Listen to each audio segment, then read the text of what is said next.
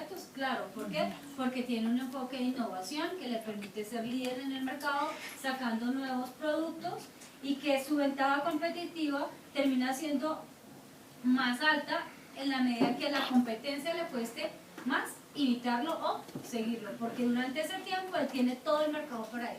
El caso de los BlackBerry, que no es Apple, pero finalmente es otro ejemplo. El caso de los BlackBerry, ese producto le generó a esa compañía una ventaja competitiva alta, porque duró en el mercado siendo el pionero de esa clase de teléfono, ¿cierto? Hasta que llegaron la competencia, lo desarrolló y finalmente lo alcanzó. Pero ¿cuál fue el problema de esa compañía? Que se quedó ahí y no innovó. O sea, mientras que tiene una ventaja competitiva que fue que lo hizo bien rentable, porque el mercado era solito para él, no tenía competidor, debió de que empezar a innovar y hacer nuevos desarrollos, de suerte que cuando sus competencias lo alcanza, él saca un nuevo producto y vuelve otra vez a tener una ventaja competitiva, porque termina generando rentabilidad y mercado solo, pues para él, y poco competitivo, con poca competencia mejor. Entonces, finalmente la ventaja competitiva se mide a través de la rentabilidad. Una compañía tiene ventaja competitiva cuando termina siendo más rentable que el resto de su competencia. Y vamos a mirar que existen básicamente dos enfoques para medir esa ventaja competitiva, que son las estrategias genéricas que ustedes leyeron, ¿cierto? Liderazgo de costos o diferenciación. Bien, al final, pues bueno, todo eso se traduce en las estrategias empresariales, en un entorno económico que depende también de la industria, del sector en que opera el negocio, y que conlleva el desarrollo de actividades comerciales. ¿Qué clase de actividades? De las que leyeron. ¿Qué clase de actividades? ¿De negocio? ¿Leyeron o no leyeron? ¿Ustedes no recuerdan? Actividades operativas, actividades de... ¿Señor? Actividades operativas de inversión y de financiación. Actividades operativas de inversión y de financiación. Esas son las actividades que se desprenden de todo ese marco de negocio. ¿Cómo así que actividades comerciales? Es donde interactúa la compañía con terceros. Y que finalmente todas esas actividades comerciales se reflejan en los estados financieros. ¿Cómo se reflejan las actividades de operación? ¿Dónde vemos reflejadas las actividades de operación? ¿En qué estado financiero? En el estado de resultados, porque es donde vemos a quién vendemos, cuánto nos cuesta, vemos reflejado el negocio. Si vendemos bienes, ¿dónde lo hemos reflejado? En las ventas de bienes. Si producimos algún bien, si lo fabricamos, ¿dónde lo hemos reflejado? En la venta como tal, en el costo de ventas, que es donde vemos reflejado toda la producción del bien y toda la gestión administrativa, toda la gestión comercial que se necesita para desarrollar el negocio. ¿Dónde vemos reflejadas las decisiones de inversión? En el balance, en el estado de situación financiera. ¿Y en qué parte del estado de situación financiera? En el activo. En el activo vemos reflejadas las decisiones de inversión. ¿Por qué vemos reflejadas las decisiones de inversión? Y ya no estamos mirando los estados financieros desde un punto de vista contable, sino desde un punto de vista financiero. ¿Por qué hemos reflejado en los activos? Pues en los activos, en el balance, entonces tenemos en los activos, los pasivos y el patrimonio. Entonces, en el activo vemos reflejadas todas las decisiones de inversión. ¿Por qué decisiones de inversión? Porque el hecho que los gerentes o quienes gestionan la compañía decidan, por ejemplo, tener un stock de inventarios, es que son recursos que están ahí disponibles para cualquiera de mis clientes, que no podrían estar en ¿dónde? En inversiones temporales, o podrían estar en la maquinaria. Entonces es cómo doy uso a los recursos que tiene la compañía. ¿Señor? ¿Cómo los transformo? Entonces finalmente una compañía que tiene inventarios, esa es una decisión de inversión. Cuando una compañía decide tener stock de inventarios, es una decisión de inversión porque son los recursos que están colocados allí. Otra que decide no tener inventarios y manejar solo justo a tiempo, por órdenes de producción, porque su core de negocio lo permite.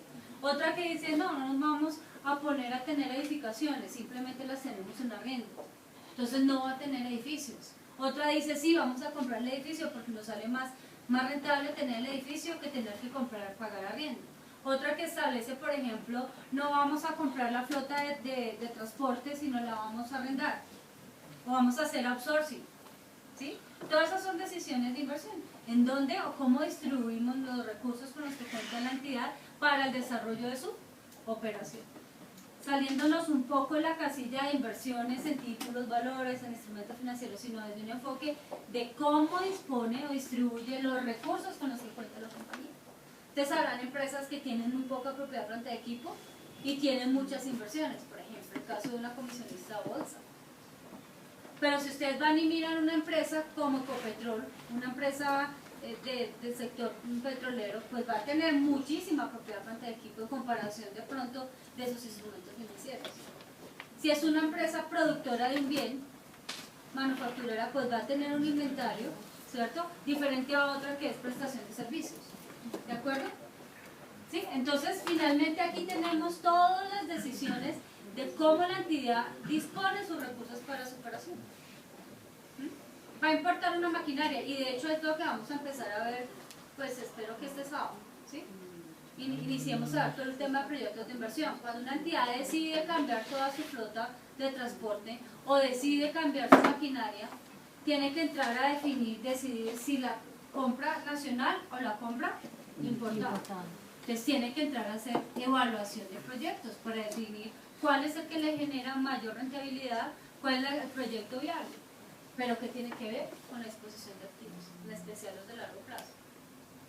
Es que vamos a abrir un nuevo punto de venta en Manizales, o mejor lo abrimos en Pereira. ¿En cuál de los dos? Entonces tenemos que hacer análisis de inversión, proyección de inversión. Y cuando abrimos el punto de venta en Manizales, ¿qué vamos a tener? Edificaciones, muebles y enseres, inventarios, etcétera, etcétera. ¿Eso de dónde proviene? De una toma de decisión frente a un proyecto de inversión. Entonces en los activos no hemos reflejado todas esas decisiones de inversión. ¿Y en dónde vamos a ver reflejadas las decisiones de financiación? Pasivo y activo. Aquí vamos a decidir si vamos a endeudarnos con bancos o vamos a través del mercado intermediado, al mercado no intermediado. ¿Recuerdan? Yo les hablé del mercado intermediado y no intermediado. ¿Sí? No, entonces mercado intermediado a través de los bancos, las corporaciones financieras, en donde las compañías van, piden prestado. El banco le presta, pero la plata no es del banco. El banco simplemente es un intermediario financiero entre quienes tienen excedentes de liquidez y necesitan esa liquidez, entre la captación y la colocación.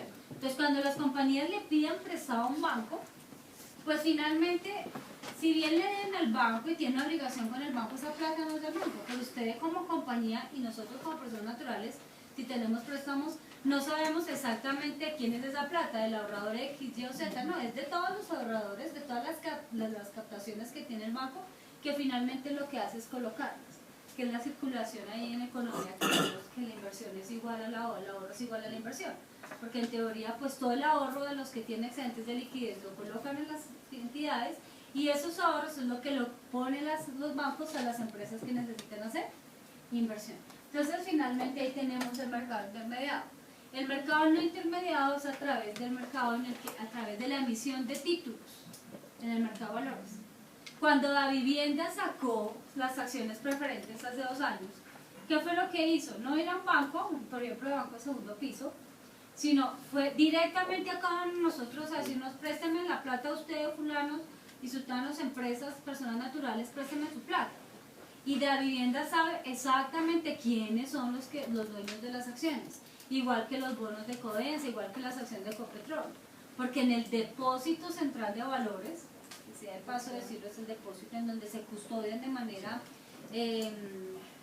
desmaterializada esos títulos, aparece por ejemplo Marta Liliana Arias, cédula, dirección, los datos, el número de la cuenta, etcétera, donde me consignan los cupones o me consignan los dividendos, etcétera. Y si yo lo vendo a través del intercambio por esos mecanismos electrónicos, pues finalmente entonces ahora en DCBA no va a estar el nombre de Marta Liliana, sino el de Pablo, que ahora es el que va a recibir los flujos que se definan de ese título. ¿De acuerdo? Es el mercado no intermediado, porque las empresas entran a captar los recursos directamente del mercado y saben exactamente quiénes son sus dueños. Cambio en el mercado intermediado, ¿no? Saben que le den al banco, pero no saben de quién es esa plata, de alguno de los ahorradores del banco. ¿De acuerdo? Bien, entonces acá vemos reflejadas las decisiones de financiación. ¿Cómo hacemos para saber cuál es la mejor alternativa para financiarnos? ¿Será que le pedimos prestado a un banco? ¿Será que emitimos bonos?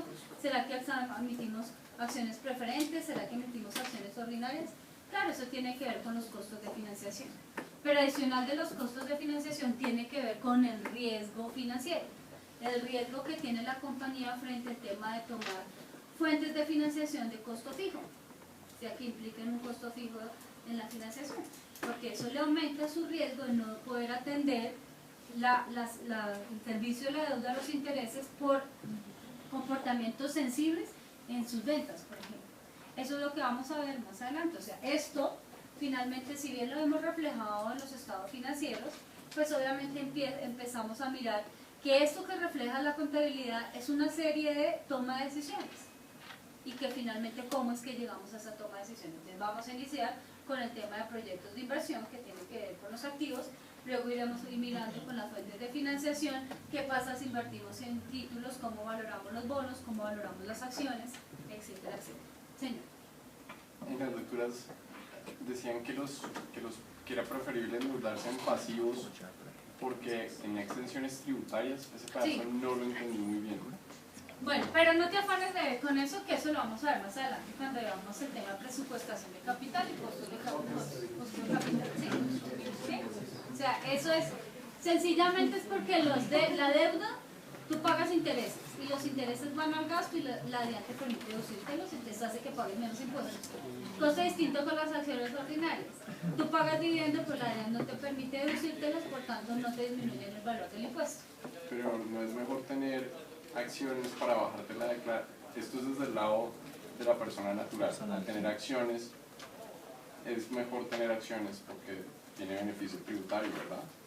O estoy hablando de cosas que no tienen Pero nada tú como que ver. inversionista de acciones. Exacto. Pues sí tiene, pero es un tema ahí de manejo, porque finalmente si te pagan el dividendo después de impuestos, pues no pueden volver a cobrar el impuesto porque estarías tributando doble vez. Pero pues finalmente eso es de las personas naturales, no solamente aquí es del tema de finanzas corporativas. Asesoría,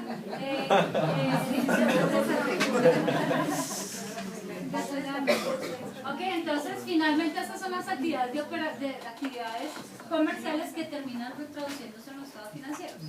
¿Que los estados financieros de dónde provienen? De un sistema de información, que son todo el software y todo el desarrollo de la preparación de la información financiera que se da ya en el área de contabilidad. Bien, adicionalmente a esas actividades comerciales es importante tener claro el entorno empresarial. ¿Por qué es importante el entorno empresarial? El entorno empresarial es importante porque eso le permite a usted analizar de mejor manera la información financiera. No es lo mismo que usted esté analizando los estados financieros de un banco a los estados financieros de una empresa comisionista de bolsa, a una que explota petróleo, otra que vende bienes, comercializa, otra que produce, otra que presta servicios. No. Usted tiene que entender el negocio para de esa misma manera entender la información. Esta empresa, ¿por qué no tiene inventarios? Ay, esto está mal. No, es que el core de negocio y del enfoque de la industria en donde está, no se manejan inventarios. O esta empresa porque tiene tanto como intangibles de fases de desarrollo. Es que estamos hablando de una farmacéutica que todo el tiempo está haciendo investigación y desarrollo para sacar la cura de las diferentes enfermedades que le permita patentarlas y que finalmente es donde trae lo fuerte lo fuerte de las farmacéuticas, ¿sí? Que es distinta a otra que no tiene nada de investigación y desarrollo. ¿Pero por qué? Por el negocio. Entonces lo importante es entender el negocio. Ustedes pueden entrar a gerenciar, a dirigir una compañía, a montar su negocio desde su enfoque de emprendimiento, etcétera, pero tienen que entender la lógica de su negocio para en esa medida también entender la toma de decisiones y entender la información financiera. Incluso la información financiera es su competencia. Estrategia de negocio, pues tiene que va de la mano las actividades comerciales que acabamos de hablar y el entorno contable. El entorno contable es importante porque lo que les decía a ustedes finalmente van a preparar, van a mirar, si ustedes van a invertir en una compañía que está en Estados Unidos, su compañía, y está en US GAAP, ustedes no pueden entrar hacer el análisis como si estuvieran en IF. Tienen que entender cuáles son las diferencias para, oiga, porque aquí, por ejemplo, no hay intangibles, o no hay diferidos, o porque acá no se tienen los activos como si los tenemos bajo IF. Es que hay unas diferencias allí que toca entrar a corregir para hacer un adecuado análisis. Entonces, entender ese entorno contable y entender la estrategia contable como las políticas contables que se sigan para la preparación de la información. ¿Okay? Bien. Bueno, esto es un tema pues muy general. Ya les había mencionado sobre la contabilidad acumulativa, contabilidad de vengo, que es diferente a la contabilidad caja. Una cosa es cuando se recibe el efectivo o se paga el efectivo, y otra es cuando se causa el gasto o se causa el ingreso.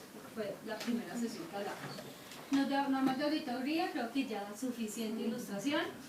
Estrategia de declaración de información a los gerentes, entonces finalmente cómo van a hacer esos informes. La auditoría, responsabilidad legal y cumplimiento, creo que pues son temas que no sé si hayan dudado frente a lo que expone el libro. Bien, y pues finalmente cómo es el análisis de los negocios a partir de un análisis de negocio, de la información financiera, el análisis contable, el análisis financiero y el análisis prospectivo, entendiendo como análisis contable, garantizar la calidad de la información financiera. El análisis financiero, cómo está el negocio hoy, ¿sí? Cómo es el resultado de esas decisiones que se han tomado. Y el análisis prospectivo, a partir de esos resultados, cómo proyectamos. El tema del presupuesto, planeación financiera, ¿de dónde sale? Pues de todas las ejecuciones que se dieron. Oiga, destinamos mucho dinero para los de viaje. ¿Se va a afectar el presupuesto? ¿Se va a afectar la planeación financiera? Claro, ¿y de dónde sale esa información? De la información financiera, de la historia. ¿Listo? ¿Preguntas? ¿No hay preguntas? Saquemos una hojita. No. Quiz. Yo les digo que no hago quiz sorpresa, pero el quiz va a ser de este sábado de noche. ¿Cuándo tenemos el examen?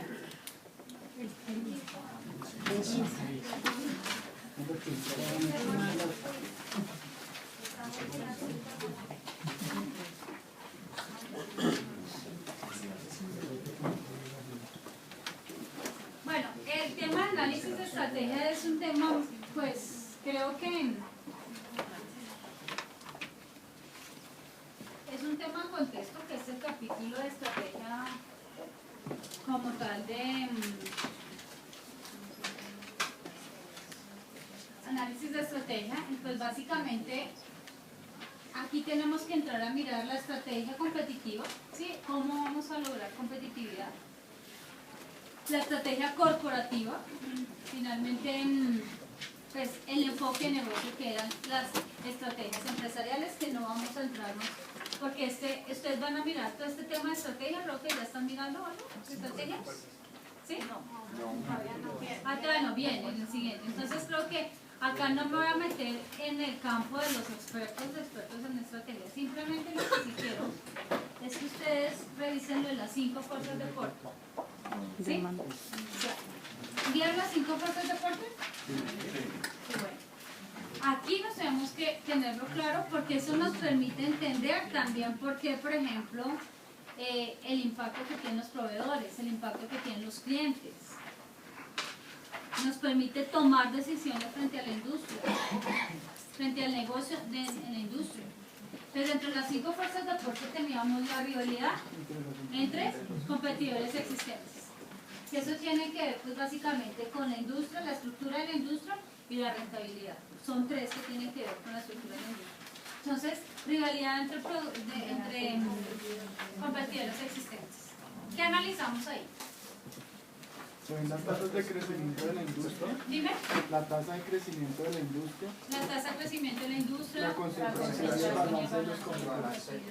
La concentración del balance de los competidores. El tamaño del mercado. ¿A qué hace referencia las barreras de salida? Barreras de entrada. Que termina siendo más caro dejar el negocio que continuar. ¿Qué más? Bueno, pero finalmente la rivalidad entre competidores existentes es para entender con quién es que me estoy enfrentando y cuáles finalmente son las estrategias y quiénes son pues finalmente los líderes en la industria, para hacer benchmarking, para tomar Bueno, benchmarking es simplemente seguir las mejores prácticas de los líderes, ¿cierto? Y finalmente, ¿para qué? Para mirar dónde puedo optimizar y generar ventaja competitiva. O sea, mayor rentabilidad que mi competencia existente. ¿De qué me sirve la segunda entrada de nuevos competidores? O amenaza de nuevos competidores. Los costos de entrada. Hay que analizar los Barreras costos de que entrada. cuesta que alguien nuevo pueda entrar al mercado. Y bueno, ¿y ese qué impacto? ¿Cómo impacta a mí desde el punto de vista de negocio? Pues que si yo ya entré, ya es más difícil que ellos puedan entrar. Se baja el Y mercado. un ejemplo Las daban barreras de entrada. Ajá. las aerolíneas y los operadores de celulares. ¿Por qué? ¿Crees que tiene una barrera de entrada? Porque el costo es demasiado, porque tú tienes que comprar aviones, tienes que El nivel de montar. infraestructura es muy alta y la inversión inicial es muy alta, que no cualquiera puede hacer, ¿cierto? Entonces finalmente estoy en un mercado en donde puedo tener nuevos competidores muy fácilmente y en otras donde finalmente es difícil, por tanto me concentro en generar únicamente competencia con los competidores existentes. Si tengo una industria, no estoy en un mercado en donde la posibilidad de nuevos competidores es alta, ¿qué tengo que hacer? Empezar a generar barreras de entrada. Márgenes más pequeños, Y márgenes más pequeños y barreras. ¿Por qué márgenes más pequeños? para que no sea tan, digamos, tan atractivo el negocio. Entonces, como yo lo he madurado, yo conozco cómo ganarme ese margen pequeño y poderlo fructificar, mientras que uno nuevo que viene le va a costar más trabajo. O sea, madurarme en el negocio. Y también que finalmente generar barreras de entrada. ¿Cómo podríamos generar barreras de entrada? Cambiando la Con legislación. canales de distribución, generando monopolio, pues obviamente eso no es permitido, pero sí generando en cierta forma, teniendo un poder, influencia en la cadena de valor del negocio. O sea, generando, por ejemplo, integraciones verticales. Integraciones verticales, ¿qué es? Por ejemplo, si generar barreras de entrada es, por ejemplo, que yo tenga una gran influencia en los proveedores de la materia prima.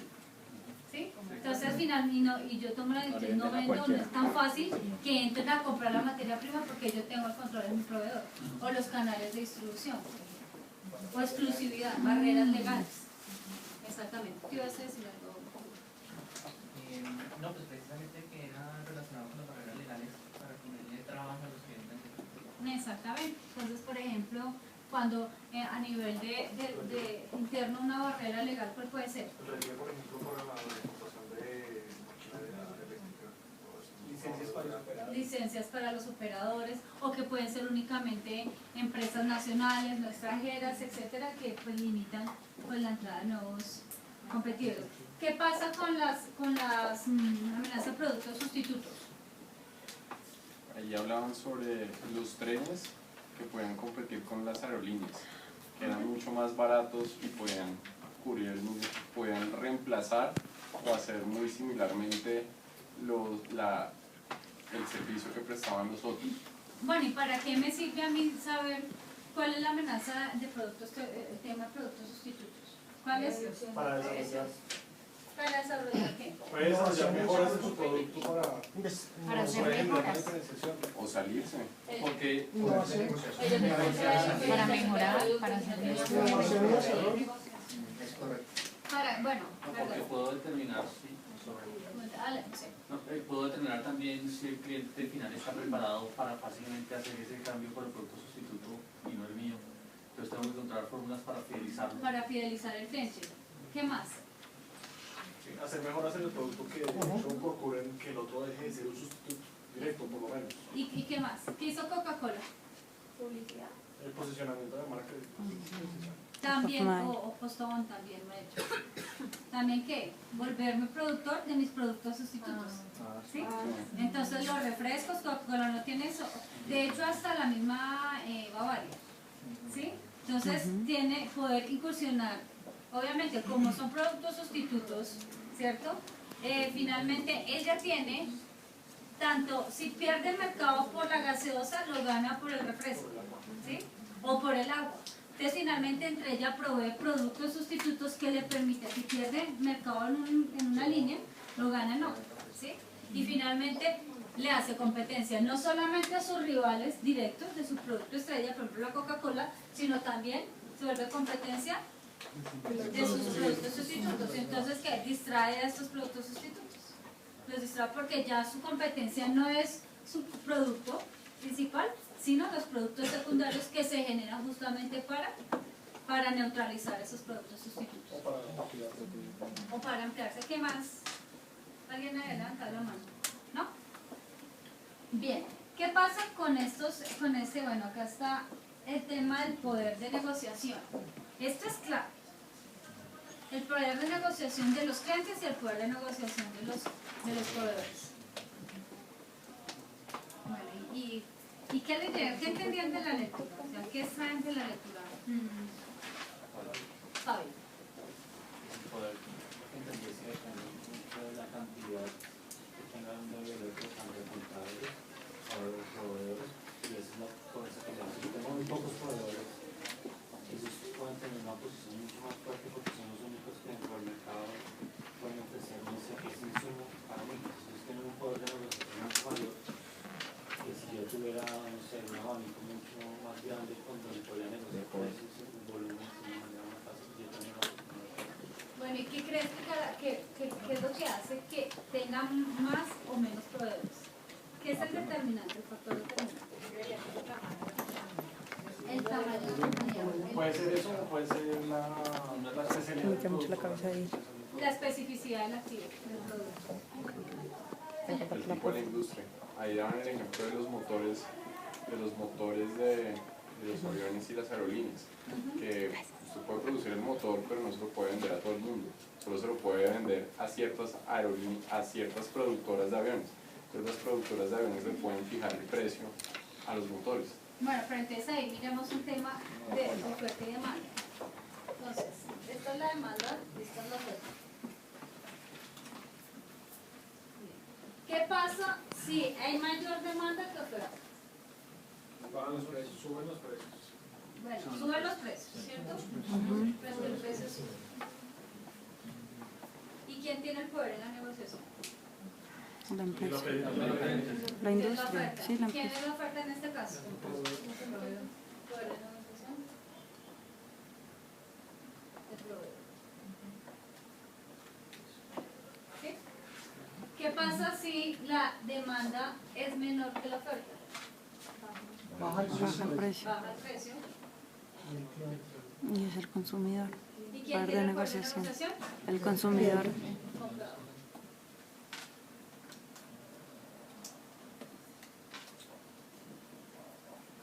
Ok, listo.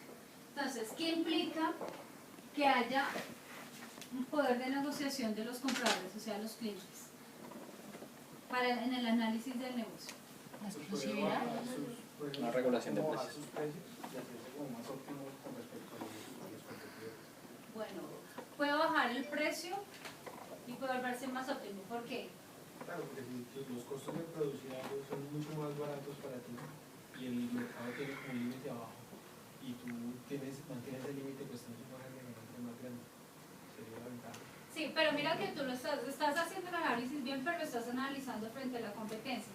Pero frente al tema del poder de negociación de los compradores, cuando decimos el poder de negociación del comprador es alto, porque finalmente esto se determina alto, medio o bajo, que finalmente digo, oiga, yo tengo un poder de negociación, el poder de negociación de mis clientes es muy alto, yo no tengo un poder de negociación, mi poder de negociación es muy bajo. ¿Qué decisión tomamos ahí, Pablo?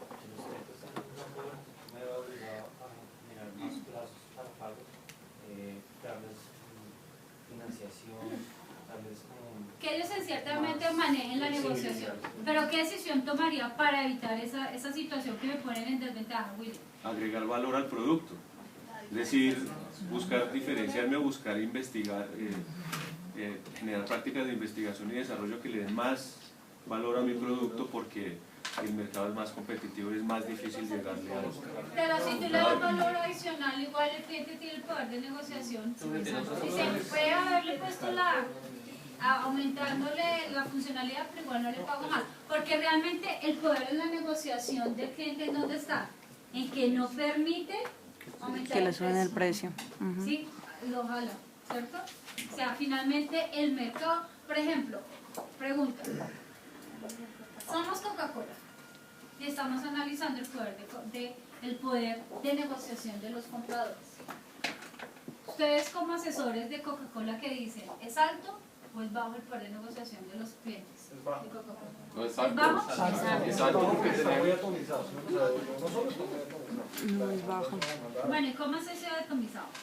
Claro, cuando digamos los compradores son limitados en un mercado o en un sector, ellos tienen mayor poder de negociación, pero cuando los consumidores son, los demandantes son muchos, y si se me cae uno, pues digamos que a mí no me va a golpear tan duro, yo me puedo apoyar en nosotros. Entonces, individualmente, pues son poderes bajos. El poder de negociación de los compradores en Coca-Cola es... Individualmente. Exacto. Ahora, si Yo también compran en creo que es bloque, alto. ya es otra cosa. Bueno, ¿quién tiene otra? Tú dices que es bajo. Que es bajo el poder de negociación de los clientes. Adriana. Yo creo que es alto porque como tal en la industria, digamos, no hay muchos bienes sustitutos. La competencia directa de Coca-Cola sería Pepsi, pero si tú le pones a un consumidor de Coca-Cola una Pepsi, va a decir que eso es inmundo, que eso es horrible. Entonces yo creería que es alto. El poder de negociación de los clientes de Coca-Cola es alto. Sí. Okay. ¿Qué dice Fernando? Digo que es alto porque yo puedo tomar agua, que cuesta 100 pesos, puedo tomar Pepsi, puedo tomar manzana Postobón, tengo muchísimas opciones, tengo una oferta grandísima. Entonces la única forma en que Coca-Cola puede competir es bajando los precios. Pero tú no puedes comparar el agua. ¿Quién dice que es alto? Pues, lo que pasa es que hay que distinguir entre el consumidor final y el canal de distribución. Pero ¿quién dice? Bueno, ¿quién dice que el poder de negociación de Coca-Cola Del es alto? consumidor. De Del consumidor. los clientes es alto. El poder de negociación de los clientes es alto. ¿Y qué pasó con los que se van? ¿Y quién dice que el poder de negociación de los clientes es bajo? ¿Y los otros? No saben, no responden. Nosotros somos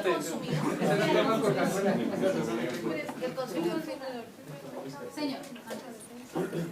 No, pero digamos que tanto es alto que, por ejemplo, en ciertos mercados, por ejemplo en India y cosas de esas, ellos no venden una Coca-Cola entera, sino que venden 2 medias Coca-Colas para que la gente pueda comprarlas. Digamos que cuando el producto, eso es un producto que no puede subir mucho precio en ciertos mercados, la gente ya no los compra. Por eso es alto. El El consumidor tiene mucho poder. sobre ¿Coca-Cola ellos. puede subir el precio?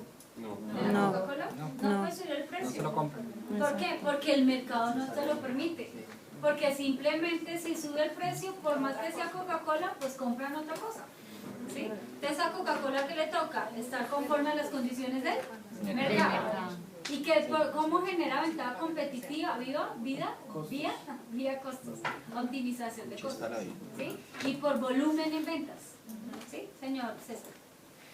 No, sí, eso. Me quité las palabras. ¿Se puede definir ahí que entre más sustitutos tenga el producto, más dominio del mercado tiene los clientes de precio? Sí, sí. es una, o sea, no Es lo un- puedes es una variable. analizar, pero sí es un factor Sí, que puede afectar o puede generar que sea alto o que sea bajo. ¿Sí? Mm. Es finalmente el poder de negociación de los clientes está dado en que el que vende, el que ofrece el producto no pueda manejar el precio. Pero eso está dado en el consumidor final. O sea, cuando tú como Coca-Cola le dices a una tienda, oiga, le puedo traer la Coca-Cola los martes, y tú le dices, no. Bueno, pero es que entonces eso que tenemos que decir, entonces la pregunta es el poder de negociación con, dijimos clientes, porque ahí es poder de negociación con los canales de distribución, los clientes consumidores finales, ¿sí? ¿Sí? De repente, y buena tu precisión, si es con canales de distribución que tiene el poder de negociación. El poder de negociación en ese caso es Coca-Cola, ¿sí? Que finalmente es el cliente del canal de distribución. ¿Sí? Pero el consumidor, que es el que consume como tal la gaseosa, la toma, pues finalmente tiene el poder de negociación alto. ¿Por qué? Porque Coca-Cola no puede subir el precio, porque el mercado no se lo permite. Es que vuelva a todos ¿Sí? ¿Qué pasa con el poder de negociación? Un ejemplo en donde el poder de negociación, si lo tenga la empresa y no lo tenga el cliente. Cuando hay un por eso que un consumidor de Con Coca-Cola los no dos sea Pepsi. operadores de telecomunicaciones. Es por eso que un consumidor de Coca-Cola no sea Pepsi. ¿No? Ahí en ese caso, Tengo la necesidad de buscar ese producto. que aquí hay alguien que trabaja en Consent, claro. Sí. En Tigo. ¿Qué opinas tú frente a eso? Bueno, es que digamos, un punto aparte, digamos Apple, ¿sí? Que es nuestro peor, o sea, el peor para negociar no se llama Apple. ¿Sí? El peor para que- negociar desde el lado del comprador es Apple. O sea, vamos a analizar, claro, ¿no? Tigo. Claro que tengo. Tenemos a Tigo. El poder de negociación, de los clientes de Tigo es alto o bajo, de los clientes. ¿Cliente siendo quién? ¿El consumidor? Sí, porque tú eres, porque Apple es tu proveedor. ¿Bajo igualmente? Es bajo, ¿cierto? Porque igual. Cuando yo le subo a cambiar a Concel, aclaro. No, pero entonces no sé, ¿es bajo o alto? Es bajo porque tienen que someterse a los Entonces es alto. Es alto porque el cliente es el que te maneja el precio. Es alto. Es alto porque el cliente maneja el precio. Pues el mercado realmente. El cliente es el consumidor corporativo, la persona natural que consume el servicio de teleservicio. Entiendo que en mi concepto el poder de negociación es bajo. Primero te cogen y te amarran a un contrato. Ay, pero es que hay siempre, digamos, esas empresas de telefonía finalmente tienen mayor, o sea, someten al jefe, ¿no? Igual que en DirecTV, por ejemplo. Muy DirecTV, sí.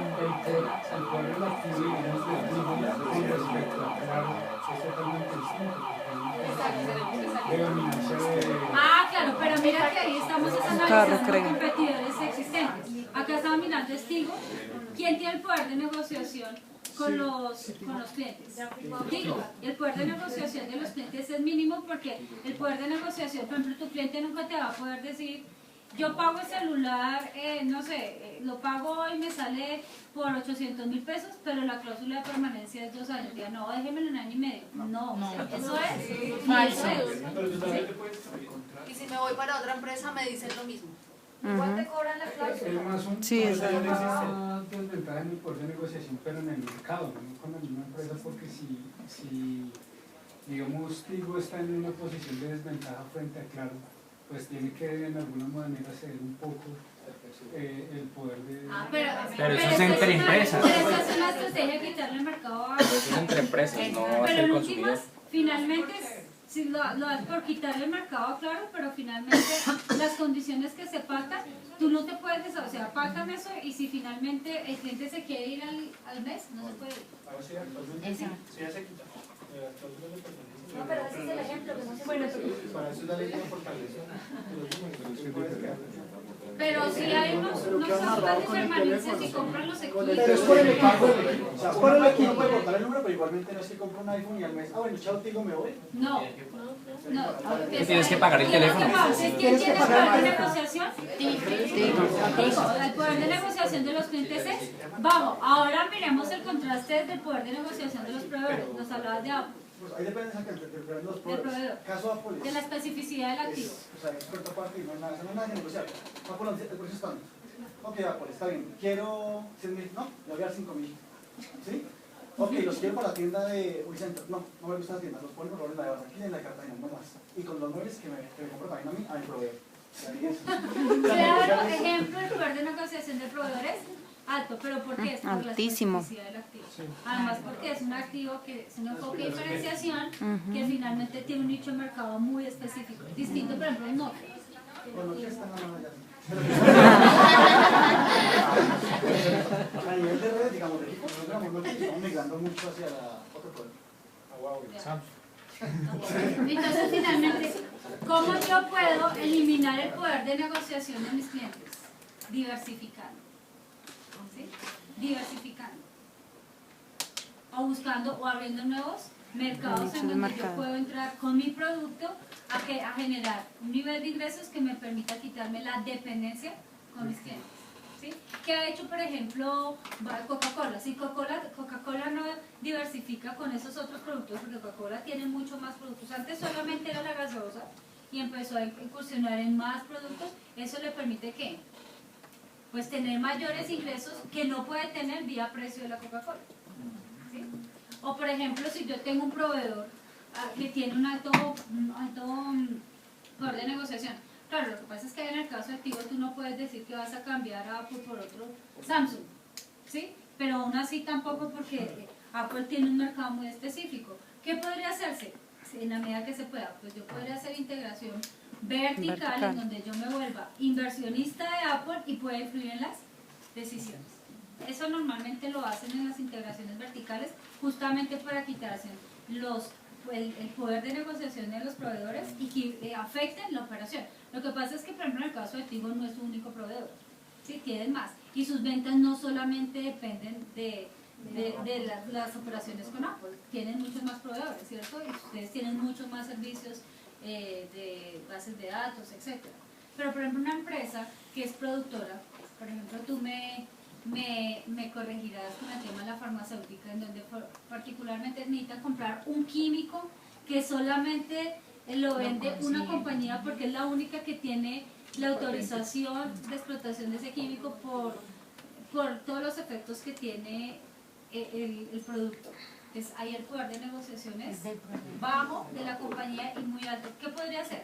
Buscar productos sustitutos. No, pero sí, y ahorita tenemos un caso muy llamativo que es los anticuerpos monoclonales, la biotecnología. Que es Ahí sí se Los anticuerpos. que no se pueden copiar, son macromoléculas que no se pueden copiar. Y les pongo un ejemplo de un competidor nuestro. Bristol Myers tiene un anticuerpo monoclonal para melanoma, para diferentes tipos de cáncer. La ampolla en Colombia la venden a $10.500. Y por infusión, en promedio se necesitan 5 ampollas. Y son 4 posturas. Si ustedes comienzan a multiplicar un tratamiento que tiene menos del 30% de efectividad, cuesta 400 millones de pesos.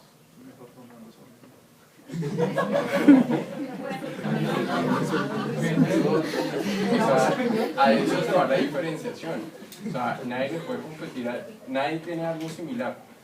Y es eso o nada. Entonces ellos ponen el precio que les dé la gana. Exactamente. Entonces, finalmente todas esas 5 fuerzas de fuerza pues me permiten que ubicarme en el mercado y tomar decisiones. ¿Para qué? Para generar competitividad, ventaja Y competitiva. diferenciación.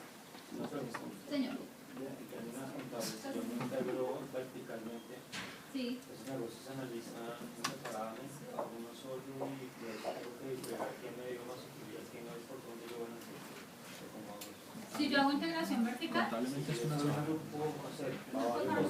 Notablemente la empresa ya nos está dando resultados de la empresa grande y luego de la fusionada, pero primero de la grande. Eso lo van a ver en el próximo claro, pues es que cada compañía tendría su propia información financiera. Entonces, eso es analizando de manera individual o separada los estados financieros. Ahora, hay que mirar otra cosa.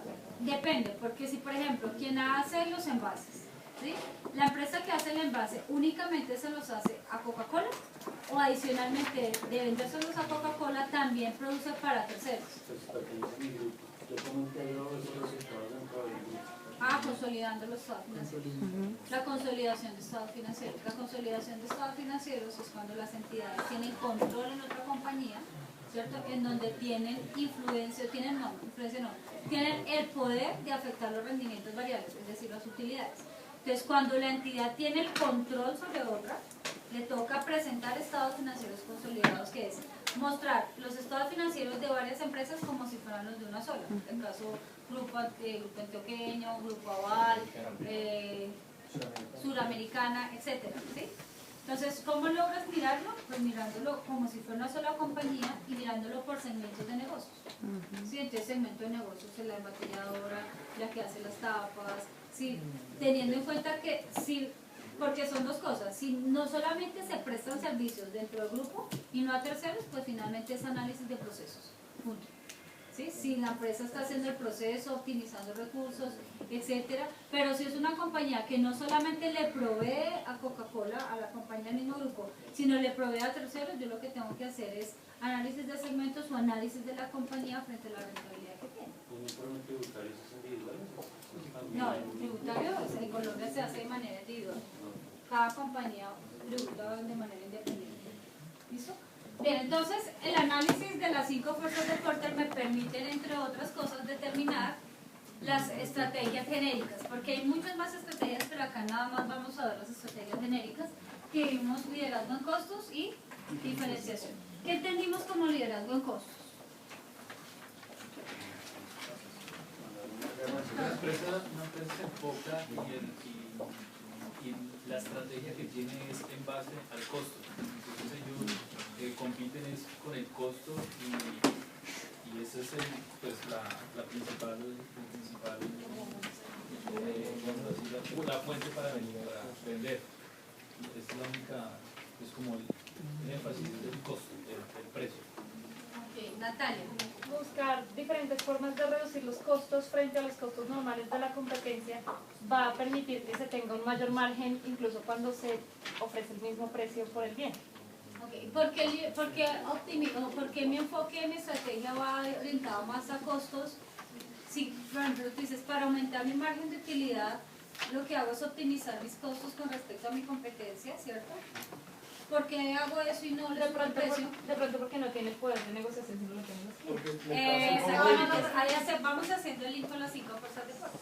Entonces, por ejemplo, en una estrategia de liderazgo en costos, ¿será quién tiene el poder de negociación?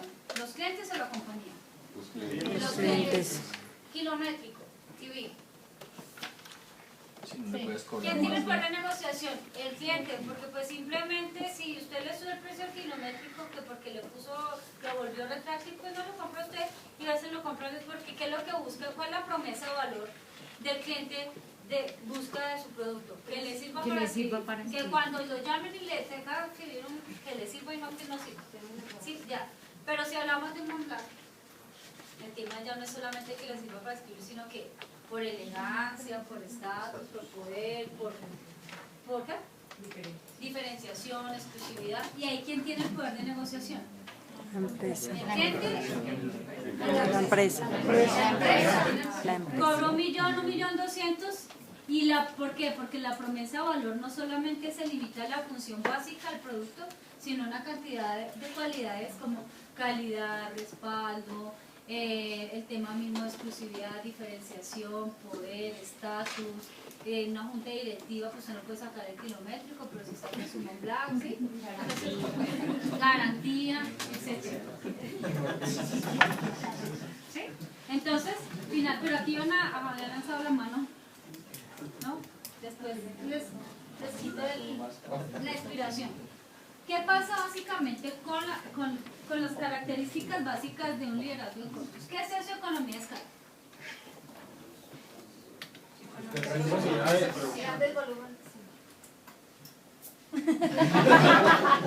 A ver, Yasmin. Que logre producciones más eficientes con la misma maquinaria, pues digamos con los mismos recursos logren una mayor producción. Mayor producción, pero ¿qué es lo que al mismo caracteriza? costo. Mayor producción. Pero básicamente la producción es masa. Unir sinergias. sobre todo las empresas grandes, poder identificar algunos procesos que se puedan apalancar en otras. Pero ¿por qué liderazgo en costos? Porque optimizo recursos, pero ¿cuáles son las características puntuales cuando utilizo economía de escala del producto? Reducción de costos. Producción masiva. ¿Sí? Masiva, o sea, no es un producto hecho a la medida, de acuerdo a las condiciones del cliente, sino que producción masiva, estandarizado. Entonces, por eso es que busca, pues finalmente, el liderazgo en costos. Porque no es un activo que la especificidad del bien sea tan alta que requiera más elaboración en el proceso de manera exclusiva por cliente, ¿cierto? Por órdenes de producción, sino por qué? Procesos. Ejemplo. Automóvil. Todas las que vamos ahí, ¿cierto? Producción eficiente por todo lo que acabamos de mencionar. ¿Qué más? Diseño Es simple masivo. del producto, el kilométrico, el big, la gaseosa, Y es masivo. productos de primera necesidad. Los commodities, ¿ya no está bien? ¿Qué es eso de los commodities? ¿Qué es commodities? Sí, algo que se diferencia del... Exactamente. ¿Qué es lo que cambia? ¿Qué es lo que hace, por ejemplo, el liderazgo en costos, por ejemplo, del arroz diano al arroz supremo al arroz rojo?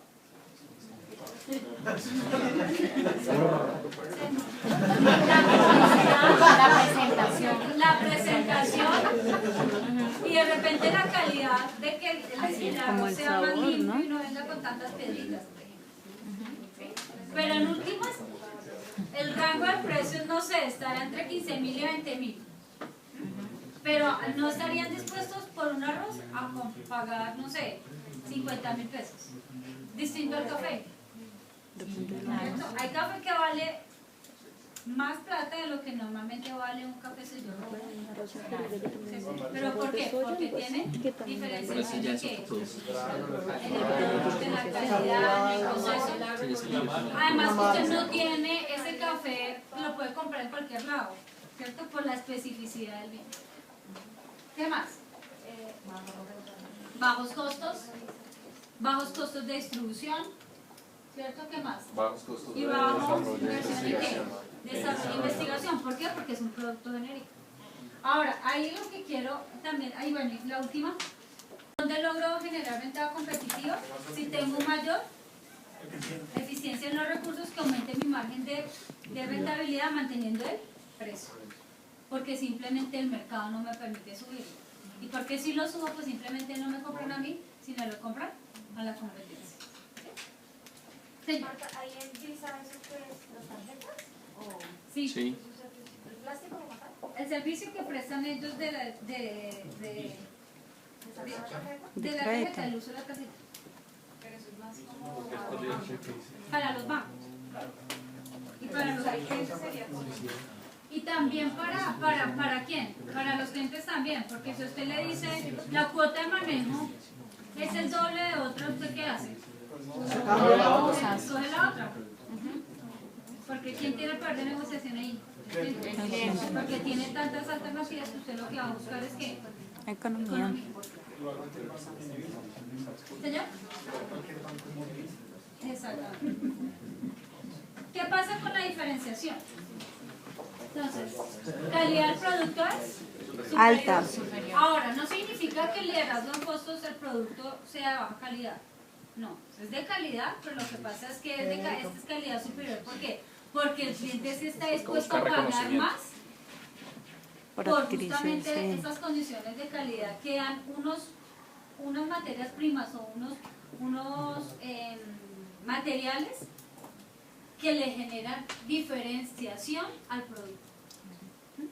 Por ejemplo, un Audi versus, no sé, un Sandero.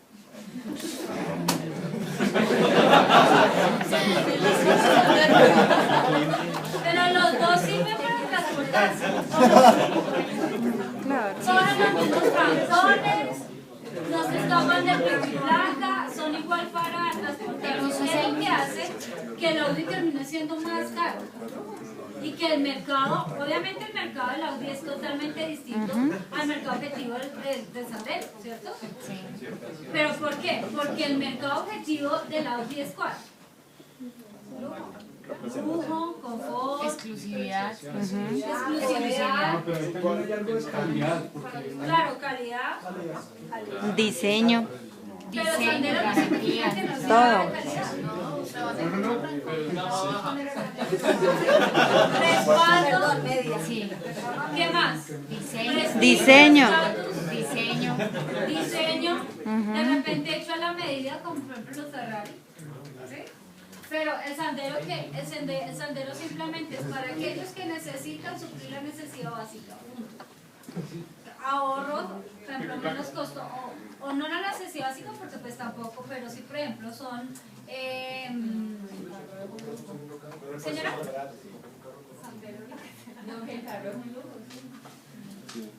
Bueno, pero el Sandero particular, pues básicamente es mucho más económico, por ejemplo, sus repuestos son más económicos, son más comerciales, por ejemplo. Entonces, finalmente, el enfoque de la compra en un Sandero es totalmente distinta, porque la promesa de valor es distinta. La promesa de valor es un carro cómodo, una buena máquina, económica, fácilmente negociable, etcétera. ¿Cuál es de pronto el tema? Que el manejo del precio de la Renault y de la Chevrolet pues afecta, porque ellos sí tienen poder en la negociación ahí, porque finalmente hoy te venden un carro en 30 millones y a los 2 meses lo estaban vendiendo con descuento de 6 millones, y entonces finalmente si se hubiera comprado 2 meses después. En cambio el Ferrari tú no ves esos vehículos de gama alta diciendo hoy vengan al concesionario que tiene el descuento de 50-50. ¿Por qué? Porque es el tema de porque son 2 enfoques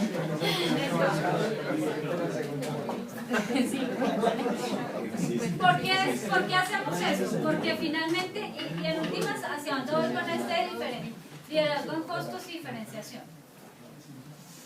¿Cómo hemos reflejado eso en la información financiera?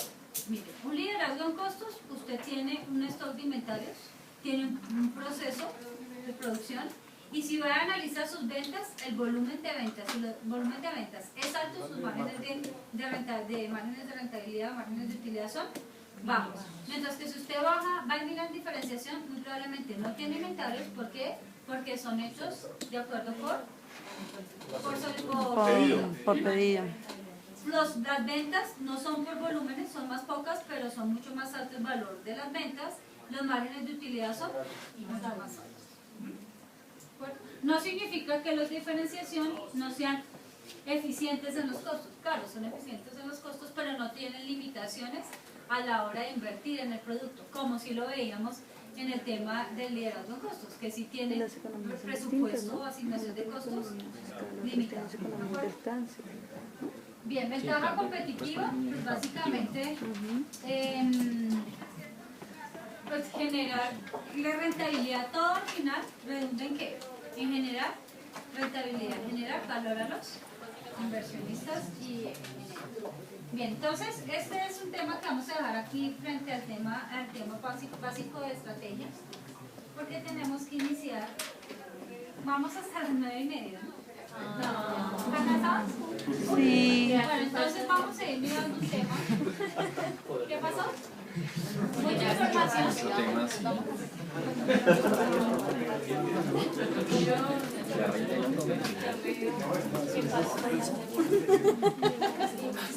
Bueno, para el sábado, que vamos con el caso vicio. ¿Bien? El sábado lo entregamos. ¿Cuál es la pregunta del caso? La que está ahí en la introducción. O sea, ¿cómo mantendría o seguiría manejando el crecimiento del negocio y la financiación? ¿Sí? Por ahora. Y van a utilizar la misma metodología que están utilizando de caso, que están viendo en el curso de liderazgo. ¿Sí? ¿Qué viene? Por ahora no. Yo iba a presentar una hoja. Lo que sí les vamos a mirar el tema de análisis financiero, porque ya empezamos el viernes con análisis financiero, el sábado con análisis financiero. Señora. Sí, porque el tema de estrategia, vuelvo y digo, eso es un tema que ustedes van a ver más adelante. Lo único es que quería que lo integráramos con la información financiera. Pero allá volverse en expertos en estrategia, pues es un módulo de estrategia. Acá es para cuando empezamos a analizar, por ejemplo, si pregunto el caso de Vicio, ¿qué clase de estrategia utiliza? ¿Ambas? Bueno, ojo porque no puede haber pluralidad. Pluralidad, o sea, no puedes decir que una compañía al mismo tiempo le apunta el liderazgo en costos y diferenciación, a menos que esté hablando de dos productos distintos. Por ejemplo, Chevrolet tiene una gama que va a liderazgo en costos, por decir algo, el Aveo, pero Chevrolet empezó a sacar gama alta, ¿cierto? Bueno, no me sé los nombres. Exactamente, ese ya es más diferenciación, ¿cierto? Pero no puede decir que un solo producto tiene al mismo tiempo liderazgo en costos y al mismo tiempo no. diferenciación. No sé qué. Señor. Pero yo entiendo lo que está diciendo Leonel, porque ahí uno cae en la trampa de pensar que es costos, pero él mismo dice que lo más importante que ellos tienen es la marca, y hablan todo un capítulo sobre lo que han hecho para posicionar la marca. Bueno, entonces ahí tenemos formas ahí tenemos la manera de comparar con la competencia, ¿cierto? Comparemos con la competencia. Porque es que liderar los costos realmente también va a hacer que la marca sea reconocida. Bueno, pero eso es parte de lo que vamos a discutir acá, ¿listo? Aquí lo vamos a discutir, tiene que, a ver, ojo con lo siguiente. El próximo sábado, pues, con 45 minutos, damos pues, para discutir el caso, ¿40? No voy a moderarlo yo. Al azar saldrá uno de ustedes y los moderadores, que será un grupo, así que por grupos vengan listos, preparados, no sé, con preguntas, no sé cómo vayan a desarrollar moderar el caso, ¿ok? Y finalmente en los 40 minutos tenemos que cerrarlo y abarcarlo para luego dar paso a análisis financiero. Vayan revisando los casos del problema 1, 2. Pero eso es para después. Entonces no vayan revisando. No, el quiz de este sábado no. Y el quiz de este sábado me hace quiz, de este sábado pero en este sábado no. 22. ¿No tengo clase?